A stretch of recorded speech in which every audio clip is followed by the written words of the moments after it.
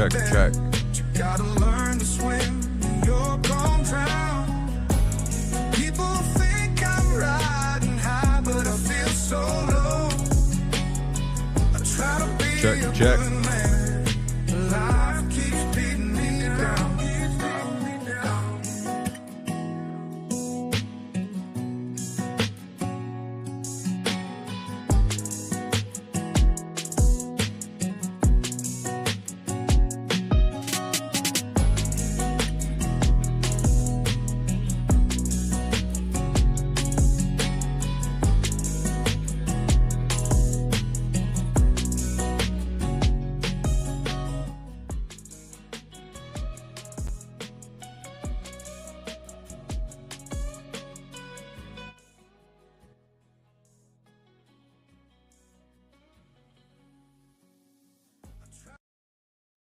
Welcome to the Stadium Pulse, everyone. My name is Tegan Randolph, your host from Kretschmann Media. This is a college football show. This is your first time seeing this show, this face, anything you see behind me.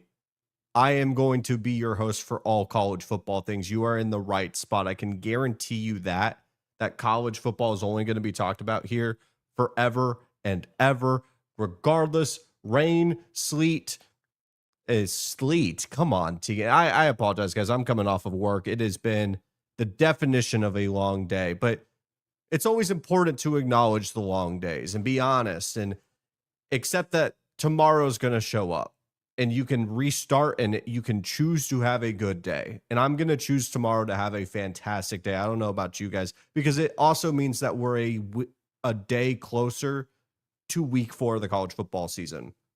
Now, if you did not watch the Sunday show, we recap Georgia and Tennessee, Clemson, Georgia Tech, Texas A&M, Notre Dame.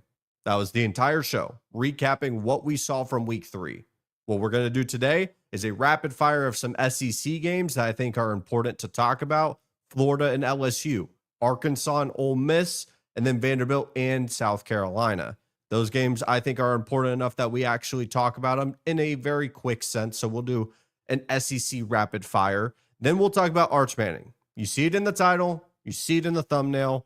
We'll talk a little bit more about Arch Manning. And then we'll dive into 2 games for week 4. Is that fair enough? Week 4, I think, is a loaded slate. It's going to be tough for me to get a bunch of different predictions in, but I want to talk about the top 2 teams or top 2 matchups, that I think are the most important and have the most implications to week 4 of the college football season. But with that being said, if this is your first time here, leave a like, leave a sub. We've had great engagement across the board. It would mean a lot if you guys gave the Stadium Pulse a chance. SEC rapid fire. We have too many games to talk about, so we have to talk about 3 of the top SEC teams and 3 of the top matchups that happened in week 3, not named Texas A&M, Notre Dame, and then Georgia and Tennessee. If you want to go see that, go look at the Sunday channel. We're talking Florida and LSU. Florida, I'm not falling for the bait again. We're not previewing, predicting Miami versus Florida right now, but I can tell you right now, I'm not going with Florida. They have to show me that they can win football games. And not in a sense of a win or a loss just in the record, but if a game is there to be if there's a game right there in front of them, easy to take. They have the talent.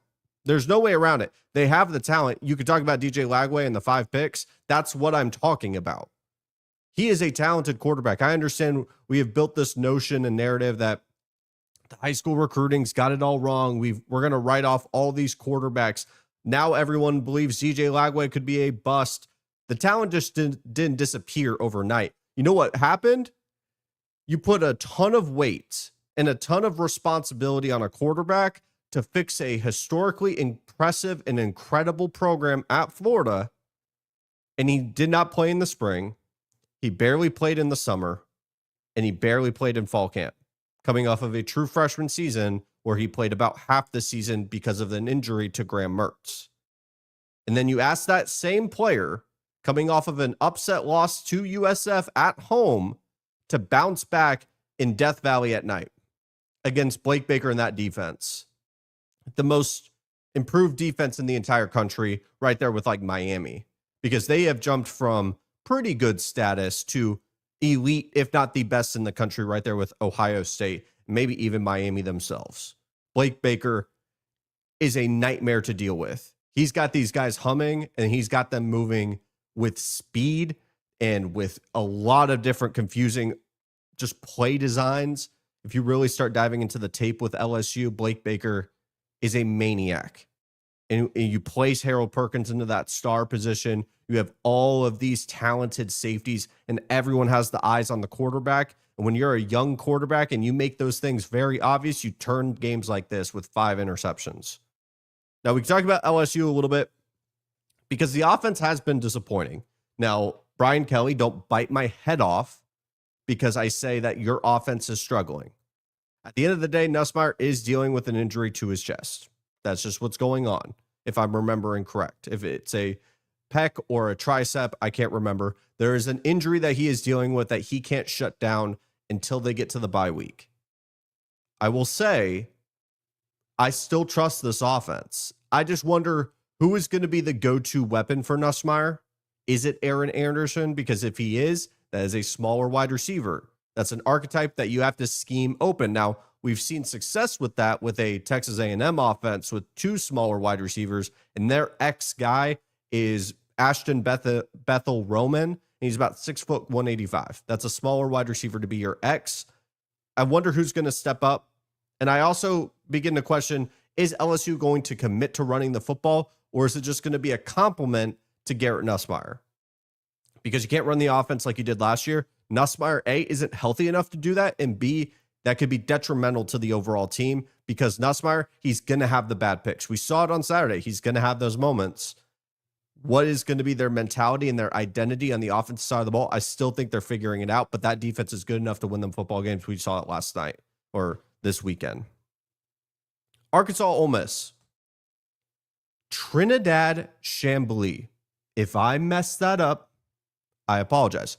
But this is a quarterback that was playing D2 football last year. Not a lot of stats. If you pull up on ESPN, he's a senior with not a lot of stats. And Austin Simmons had an injury against Kentucky. They plug and play quarterbacks, and it just works with Lane Kiffin. The same notion we have with Steve Sarkisian and quarterbacks should be primarily with Lane Kiffin. Because we've seen with Sark over the past couple of years, it's not just production at the quarterback position because of the system. It takes a little bit more time with Sark, but he has that notoriety, that notion that he is a quarterback whisperer. I would say it's Lane Kiffin because I think it's incredibly impressive to plug and play a quarterback like that and to win against an Arkansas team that I wrote down. Arkansas is going to get someone this year. I don't know who it's going to be, but when you have a quarterback like Taylon Green who is playing at that high of a level, now obviously it's Ole Miss's defense that has regressed a little bit, but it's still SEC level play, and Taylon Green is putting up incredible numbers in a Bobby Petrino offense that he feels comfortable in. That's enough to get an upset. I'm looking at that Texas A&M game where Texas A&M has to travel to Arkansas. That's a rivalry spot. That's Sam Pittman's probably last stand as a head coach. He needs some type of signature win if he wants to make it to 2026. And Taylon Green and that quarterback and that offensive just scheme, it's going to bite somebody. It's going to happen. But shout out to Ole Miss for getting this win, because wins like that, you take it and run. Is it pretty? No. Is it what you wanted? Probably not. But you knew there was going to be a lot of points. You had to swap in a backup quarterback late into the week. You get a win, you take it, and you move on. Vanderbilt, South Carolina is so disappointing to me just because of the injury to Sellers. What could have been an incredible, I think, finish to the weekend with a matchup that was hyped up because Diego Pavia and the Vanderbilt Commodores were chirping all week. It's unfortunate Sellers had to go out for the rest of the game. And the problem with South Carolina, like most teams, to be fair, not everyone's Ohio State next man up and can actually replace it. There's not a lot of programs across the country that if they had a Lenora Sellers at quarterback can just replace that. It's just it's not a program at South Carolina that has another freak athlete just waiting in the wings for an opportunity. And when you lose Sellers, who's the identity, the face of South Carolina of South Carolina football, it's just not going to happen. And Vanderbilt, the one thing we'll credit before we move on, that's not the same Vanderbilt team of the past. And even just last year, it's not the same. They have maulers on the offensive line. They don't have the most perfect technique. They don't have the guys that is going to be first-round draft picks, but they have size and they can win. There's a couple reps that I remember against Dylan Stewart that Vanderbilt offensive line imposed their will. And when you have a gamer like Diego Pavia, a guy that's just going to find ways to win, as stereotypical as that statement can be, Diego Pavia is a quarterback who finds ways to win and is going to be relentless. And he has the confidence. And confidence is so critical for a quarterback because we see it with Cade Klubnik, and we're about to talk about it with Arch Manning. And when you have that confidence and it's just momentum and you're rolling, Vanderbilt, I mean, even their Barstool account's talking about how they can make college football playoff. They got about 3 wins on there. They're going to get to 6. How can they find 3 more wins? We'll talk about that probably on the Thursday show. Can Vanderbilt make it to the college football playoff? All right, everyone. We got to talk about Arch. I got to get adjusted in my seat for this. Because frankly, Arch is almost beating a dead horse at this point when talking about Arch.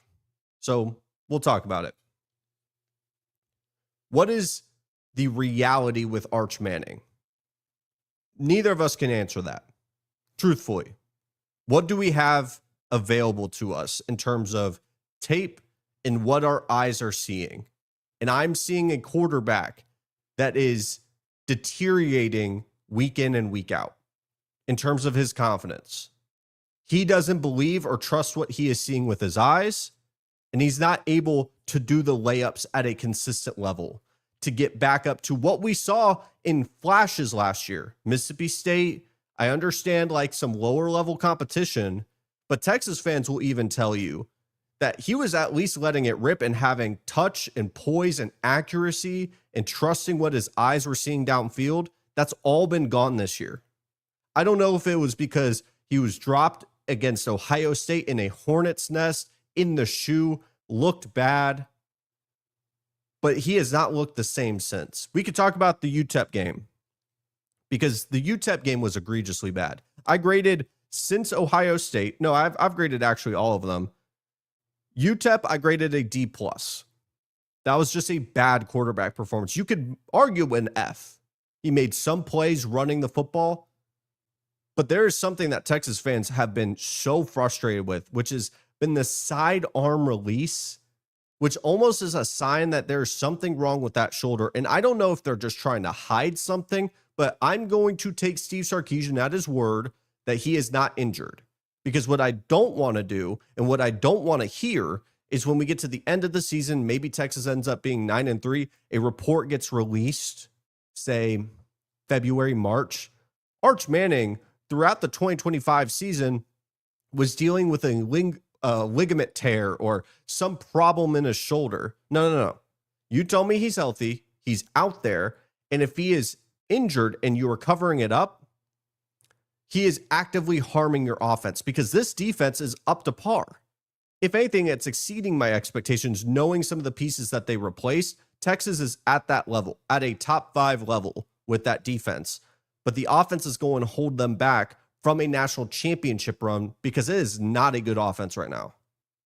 I think of the weapons being disappointing. Arch, obviously disappointing. The rushing attack, what I thought was going to be the backbone of this Texas team, has been disappointing. We go to the San Jose State game. I gave it a B-. Statistically, his best game, but the shots that he made were yards after the catch and real simple throws, which, to be fair, were not common with him. He was not hitting the simple things. That's why I gave it a B-. It felt like a car that just couldn't get started. I drove a stick shift when I first got my car. First car ever, old stick shift Saturn. Man, was it a pain to drive, especially learning. And I'm just stuck trying to go for first to second gear, second to third, and it stalls out. I'm sitting in this parking lot, and there's moments where I can get the car and do a lap. But when I wanted to accelerate and go to that next gear, the car stops. That's what the Texas offense felt like against San Jose State. The problem against UTEP, it wasn't even able to get to first gear. The car was just stuck in the mud. There was spurts, moments. Obviously, you won the football game, but you should be dominating against UTEP. You should be looking at this September slate as an opportunity for this Texas offense to finally get some mojo and identity, know what they're good at, know what they're weak at. But honestly, as we've gone to the midpoint of the September slate, I'm somehow more confused of what this Texas offense is. We look around and the rushing attack is inconsistent. The passing attack, missed shots. Now, you could argue and blame Steve Sarkisian, which I have my own reservations about Sark as a play caller, and honestly, a head coach being a play caller in 2025. But even with that in mind, some of the plays that are being schemed up to just get Arch into rhythm are being missed. Drag routes, quick outs, things that should be simple for a quarterback to run. And that goes to my next point, where the most concerning piece of it is this offense should be quarterback friendly. We just watched an Ole Miss quarterback, Austin Simmons out, Trinidad plugged in, a guy that has not played D1 football at a high level, going against an Arkansas team that you have to go touchdown for touchdown against because it's Bobby Petrino and Taylon Green.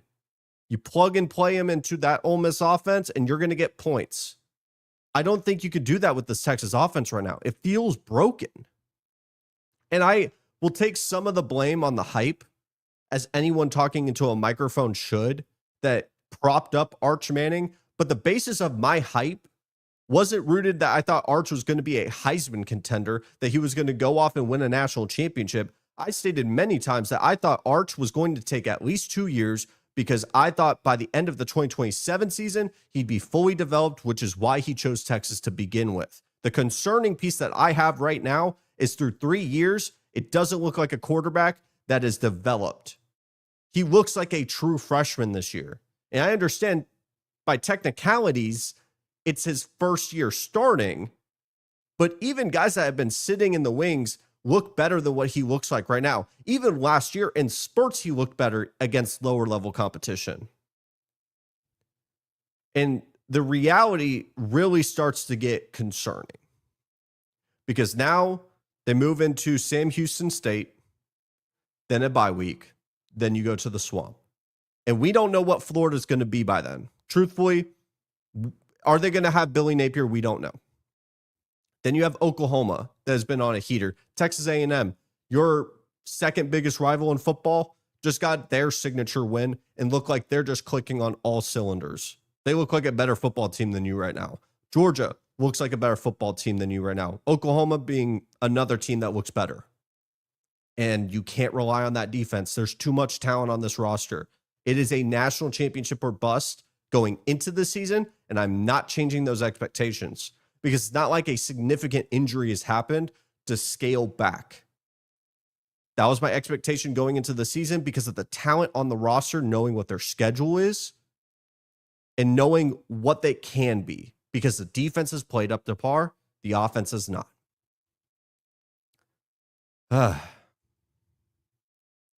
Texas confuses me, man.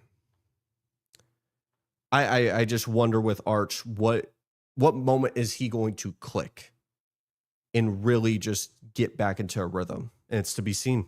We may not know for another 2 weeks. And frankly, if he plays bad against Sam Houston State, I'm not going to talk about him until we get to the Florida game. I want to be done talking about Arch Manning because there's more intriguing storylines across college football. At least in my opinion. I think that there's much more interesting conversations.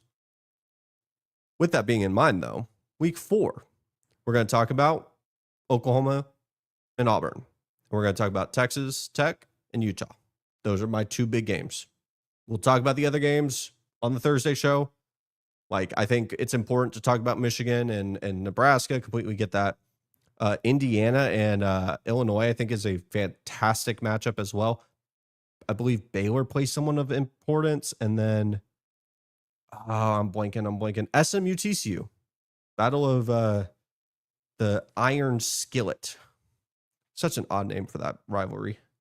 Battle of tax brackets should be the name, because if you go to those schools, you did not pay for your tuition, because tuition's ridiculous. The Jackson Arnold Bowl. That's what this game is called. Jackson Arnold returns to Norman, Oklahoma to face the Sooners. What else could you want from a week 4 matchup? Truthfully, what else could you want? I understand why College Game Day didn't go here. The fact that College Game Day went to Miami, Florida is egregious in its own right. We'll talk about that on Thursday, because I think that should be its own topic, because I am very passionate about College Game Day. But my first question in this is, who is going to be more successful running their quarterback? Because Mateer is Oklahoma's rushing attack at this point. We saw it against Michigan. I think we're going to run into a very similar script here, where Oklahoma, if they want to run the football against a very talented front that Auburn does have, it's SEC/NFL size versus NFL size, both sides of the ball. You're going to need an extra blocker if you're Oklahoma, because I don't think that their offensive line is going to be able to match up against Auburn's size and speed as well. They have very talented players, potential first-round picks on the edge. And so you're going to have to bring in that running back to go block, because I think Mateer is going to have to create with his legs. Same for Jackson Arnold. How easy is Hugh Freeze going to make his life, and how difficult is Brent Venables going to try to make Arnold's life? I talked about it on TikTok. I said, as basic as it is to talk about the quarterbacks here, it is a hefty responsibility in order for Auburn to win this is going to land on Jackson Arnold, because there's going to become points or multiple moments in this football game where Arnold has to make a play throwing the football. And it can't just be a quick RPO screen over here, a bubble screen left, quick one read throws. It's going to be something where he's got to diagnose what Brent Venables throws at him. It might be a middle linebacker dropping into a deep middle zone that you didn't expect, or a exotic blitz. And I guarantee you Venables got plenty of those. What are those plays going to look like? Are they going to be tackles for loss, sacks, interceptions, fumbles, or are they going to be an explosive downfield to Cam Coleman or Eric Singleton? Or is it going to be a check down to Cobb? Cobb goes and takes it for 50 yards.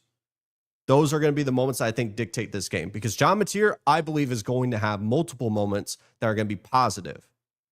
And that's going to be the difference of this game, in my opinion, because I think both quarterbacks may struggle running the football. I think they are going to force Arnold to throw the football, and I think vice versa for Auburn against Mateer. Say, Mateer, hey, if I get you to drop back enough, you're going to give us one. I always think about that with a young quarterback or a gunslinger like Nussmeier. I think of Texas A&M and LSU last year. I just truly believed at some point Nussmeier is going to give you one. Mateer is that same type of quarterback, an old school gunslinger. He's going to give you one. Is it going to be a dropped pick, or is it going to be an interception? Those little moments. And Arnold's going to do the same thing. I really do wonder who's going to win the turnover battle here and who can pull more quality drives. I've talked a lot about quality drives on this channel. And what do I mean by that? Because it's one thing, you can pull an explosive out of a hat randomly throughout a game. It could be an 85-yard strike. It could be a screen. All the blocks line up. I get it. But can you get into field goal range and red zone opportunities consistently? That's the difference between a quality offense and just an explosive offense that can maybe go on a heater, like a J.R. Smith. Can you go and hit 3 threes all of a sudden, but then go 0 for 8? While I'm sitting here consistently hitting 40% every single time. That's going to be the difference. And I think, honestly, with this line being 6.5, I wouldn't touch spreads here. I believe they opened up at 4.5, and I like that more. But I really do like Oklahoma in this game. Based on the questions that I've laid out, I trust Mateer a little bit more. I think this game's going to be close. Originally, I thought Oklahoma was going to dominate. I mean, we're talking home field advantage. Brent Venables and controlling that defense, knowing exactly who Jackson Arnold is. And you have a dynamic quarterback that seems to be on a mission for a Heisman run. But the problem I do run into is there is still flaws with this Oklahoma team. There just is. And when you have such a reliance on one player, that could be concerning for me.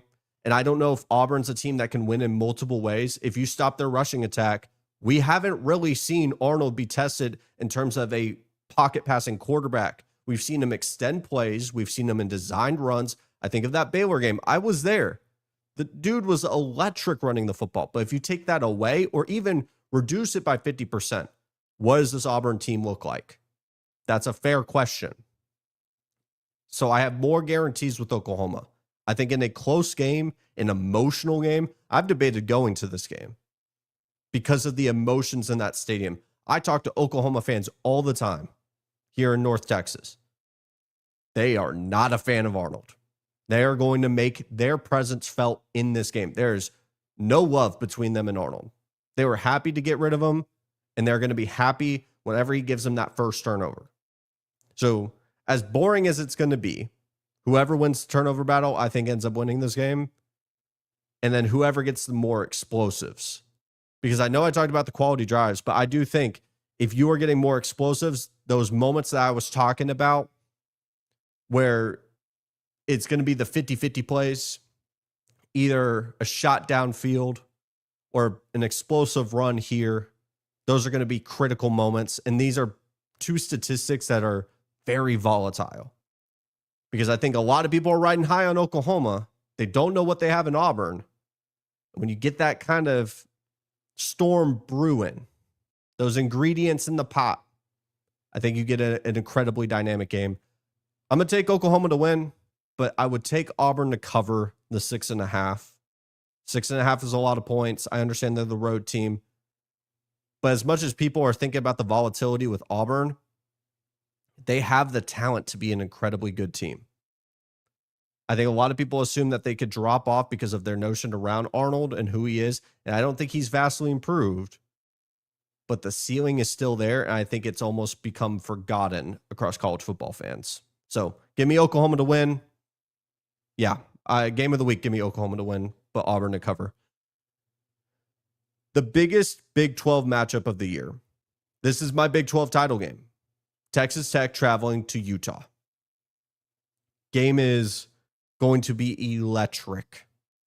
My first thing that I wrote down is, have people forgotten the home field advantage that Utah is about to create? Utah, when they can get up and they know they have a good team and they have a big matchup coming into town, man, does that stadium get hard to play in. I can guarantee you half of Texas Tech's team has never been to Utah. And as much as I respect Texas Tech and what they've been able to build and the money invested, I really begin to wonder if this is going to be dropping a kid into a cold pool. Is this going to be the first time you do an ice plunge? Shock to the system. You do not know where you are, what you're feeling for those first 5 seconds or first quarter. And that could be the difference between a 10-0 first start of the game. Because I believe in Devin Dampier. I believe in Whittingham as a coach. I think this is potentially a game where Utah comes out firing. Because here's the thing, and the tough thing that I have to talk about here is just Utah, the ingredients right there for me to pick them. And they're a 4.5 point favorite. And I understand it, right?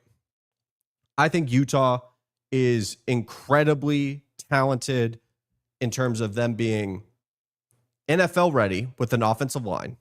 They have an NFL offensive line. They have the better coach, same tier quarterback. I think the offensive coordinator pairing with the quarterback, I lean Utah. Texas Tech could still be figuring things out. Not to say they haven't been successful this year. My point is they are facing a defense that they have not faced all year. They played Arkansas Pine Bluff. They've played Oregon State. These are not highly dynamic defenses. And you give Kyle Whittingham and this Utah team enough time to prep for Texas Tech, I think they're going to be ready. Because honestly, I'm throwing the stats away on this one.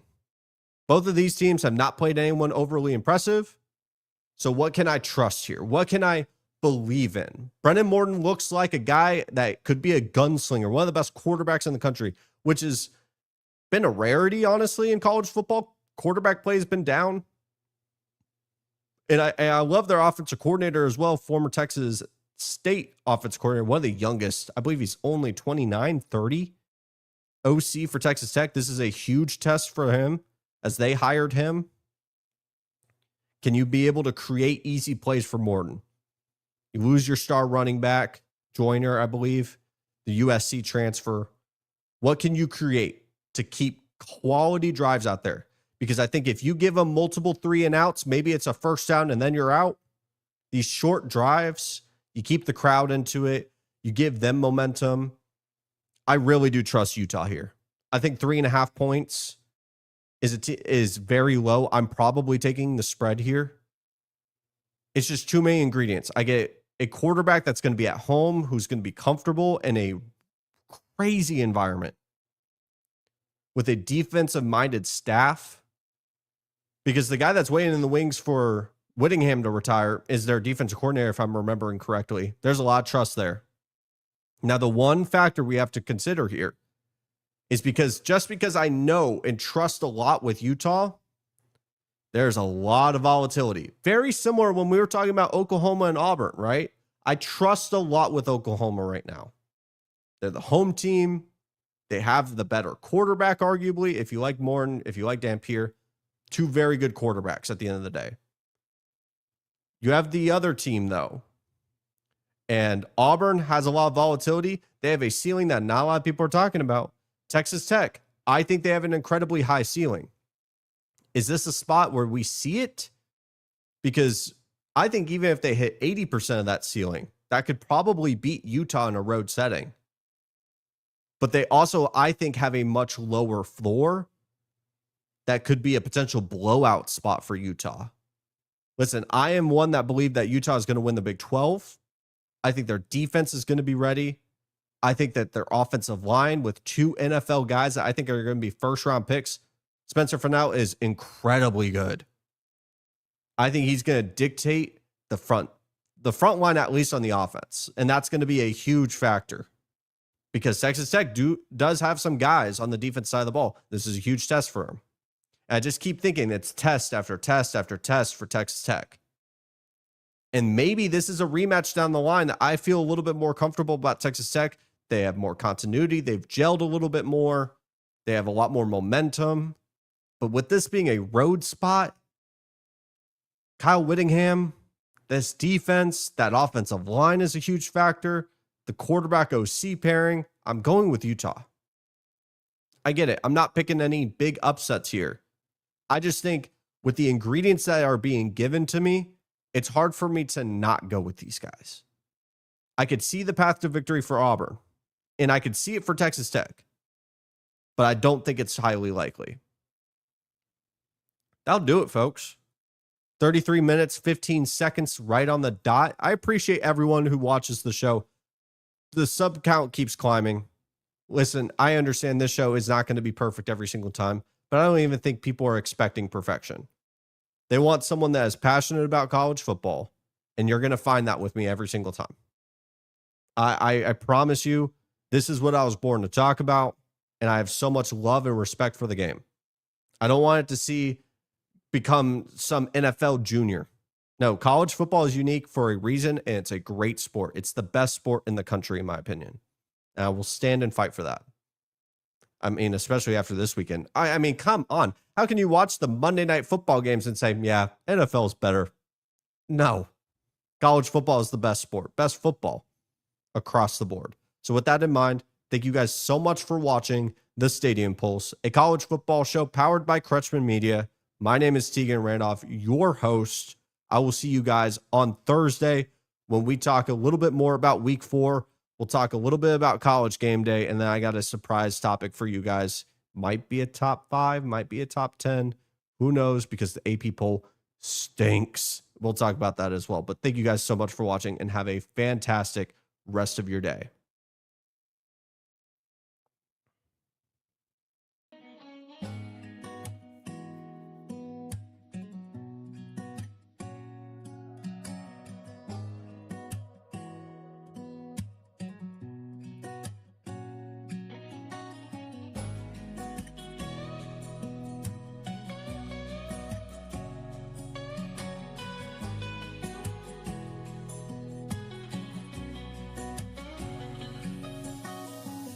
Try to be a good